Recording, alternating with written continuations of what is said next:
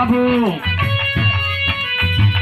अंगन में फूले फूला गहनवा ये नानद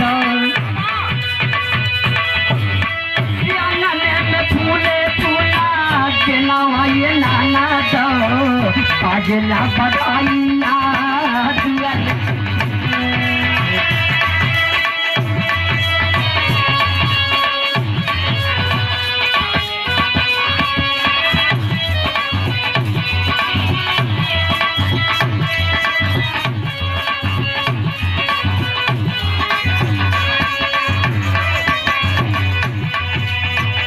ये बाबू। लेकिन बतावल गई है भैया कहलन की बिटिया लोग कहलन की भैया की बिटिया का नाम ले लेन तो कहलन के कपारे पे कुल बोझे हो गई। लेकिन जे आवेला अपना किस्मत से आवेले, चाहे एक बिटिया हो चाहे 5 हो। लेकिन बतावल गई बा केहू केहू बिटिया के कहला कदरिया केहू केहू बिटिया के कहला कदरिया बड़ा सही नजारिया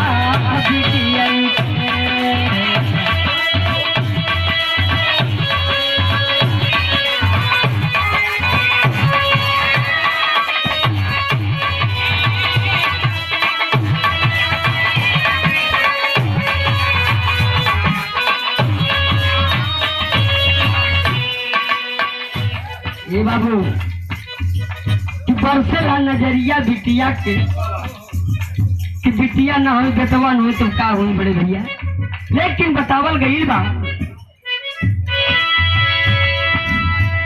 पैदा भइली गोदिया में दुखी महतारिया पैदा भइली गोदिया में दुखी महतारिया अरे कि पापा अरे चाहिए तो देगी चाहिए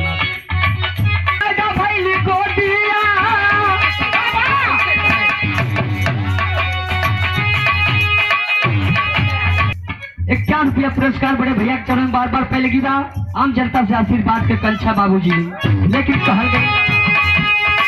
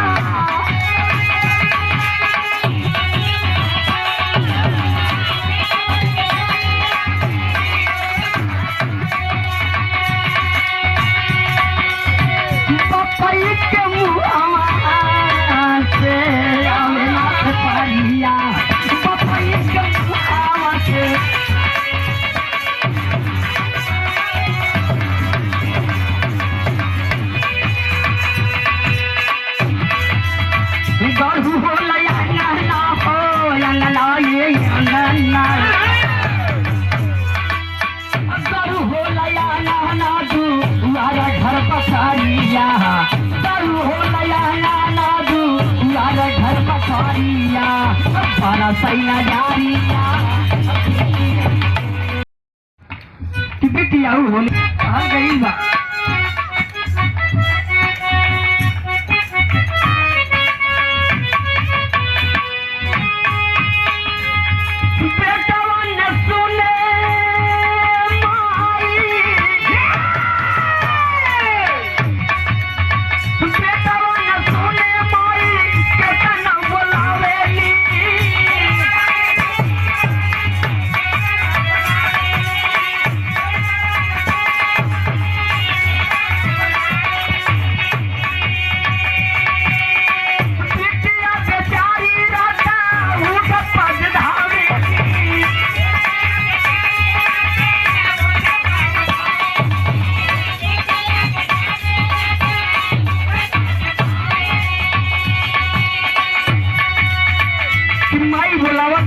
बेटवा के बेटवा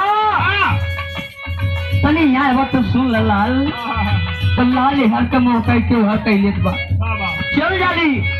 लेकिन बिटिया बेचारी जब रच के हुआ है अपने सुनली जौन काम कर रहे छोड़ के लगी है कि माई बुलाइले कोनो की बात हो कि नाते माँ बुलाइले और ले की बेचारी रात दिन एक कह दिली बाबूजी बेटा न सुने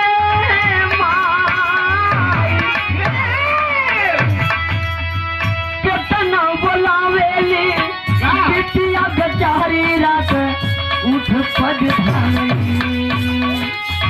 लेकिन कहल गई भाई बाबू चाहे हो के रात चाहे जेठ दुपहरिया चाहे हो के रात चाहे जेठ दुपहरिया अपना सैया जानिया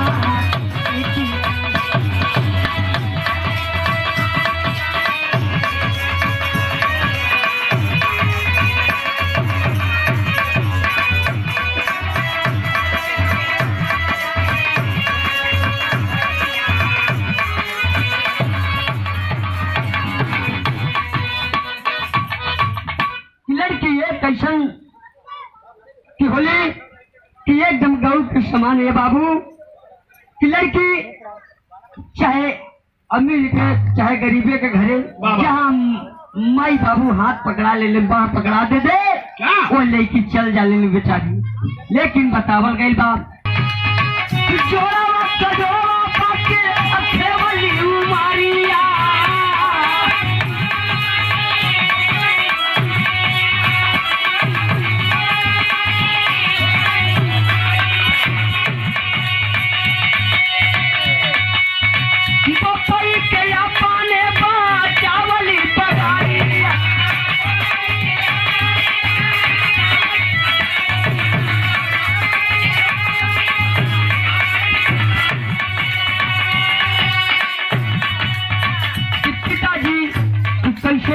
स्थिति में लड़की के शादी की लड़की जो अपने घर चल गई बाबू लड़की अपने घर चल गई लेकिन कबू शिकायत ना अपने नैहर के कैले बाबू वो लड़की होली बाबू कहल गई बा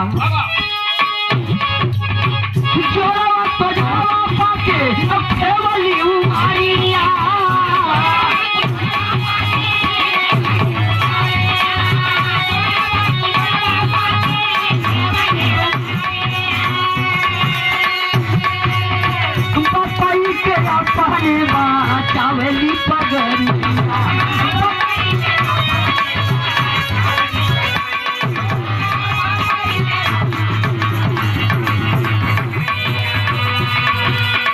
शिकायत बाबू कहीं ना शिकायत हो कहीं ना शिकायत रहली अपना बहालिया कहीं ना जाइयो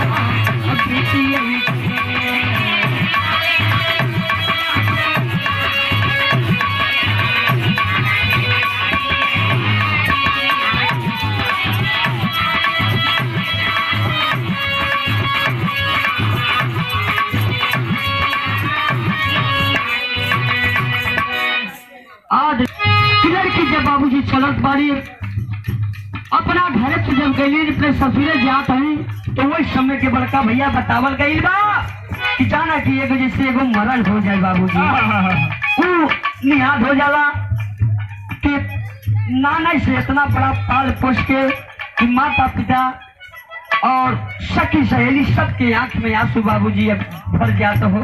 लेकिन वही समझ भैल का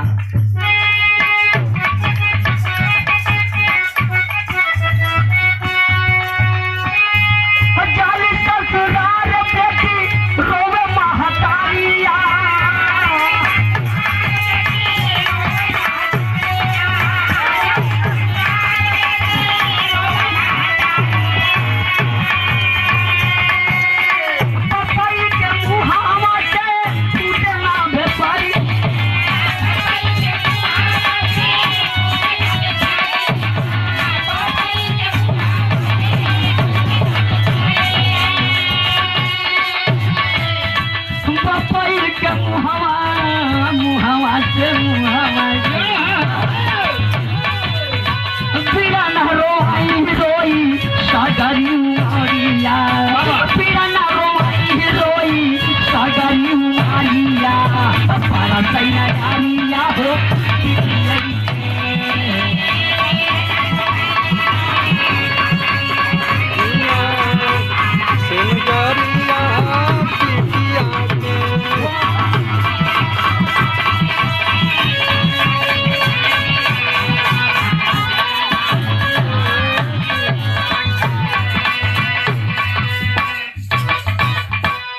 लास्ट लाइन बाबूजी बतावल गई बा।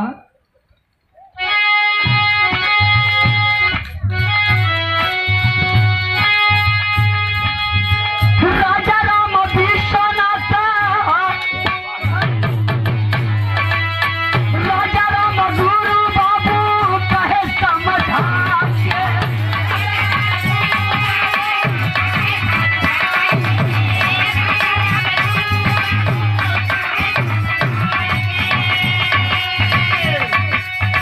बेटवा से कम ना रखिया, बेटवा से कम ना रखिया, बिटिया सजा के।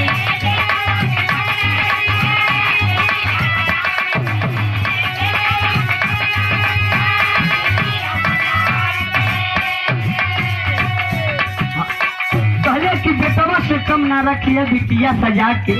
ए बाबू बिटिया ये महान होलिन बाबूजी, बिटिया ही घर के लक्ष्मी होलिन बाबूजी। लेकिन गवले अजीत लिखे चंद्रिका कयरिया, गवले अजीत कैले चंद्रिका रोशन बरसई नजरिया अब बिटिया ही के।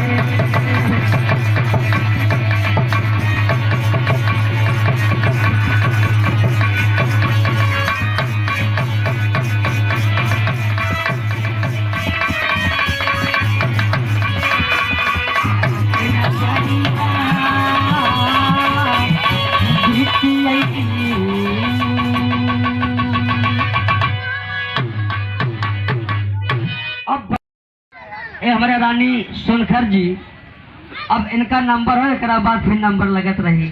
आवा भैया जाओ।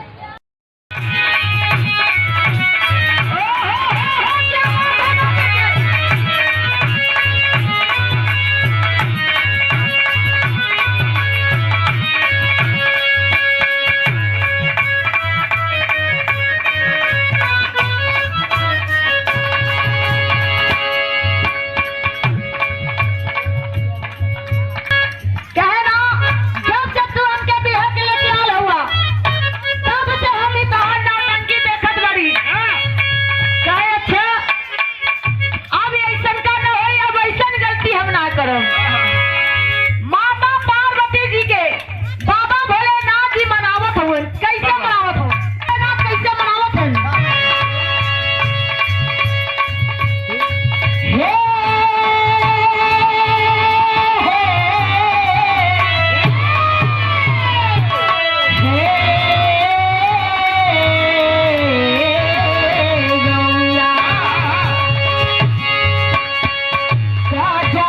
पिया बाहमत